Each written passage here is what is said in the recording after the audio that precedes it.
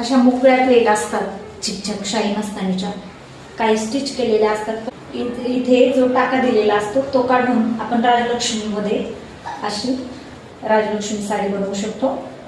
पाहू शकता, अशी रुमडली की वरती इथे टाका टाकायचा आहे. दुसरी प्लेट घेऊन या प्लेटपेक्षा थोडीशी पुढे,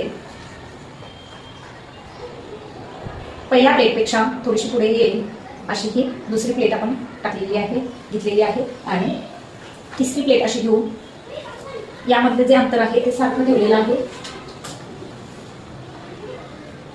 दुसरी प्लेट आपण अशी टाकलेली आहे. तर ही आपली शाही मस्तानी साडी राजलक्ष्मी घेरमध्ये आपण बनवलेली आहे. अशा पद्धतीने आपण थोडंसं वेगळं लुक करून साडी वापरू शकतो. या पिनच्या ऐवजी आपण सुई धाग्याने डायरेक्ट शिलाई करू शकता. जिथे आपण पिन लावलेली आहे तिथे सुई धाग्याच्या साहाय्याने शिलाई करू शकता. टाकून घ्यायचं आहे. तर ही साडी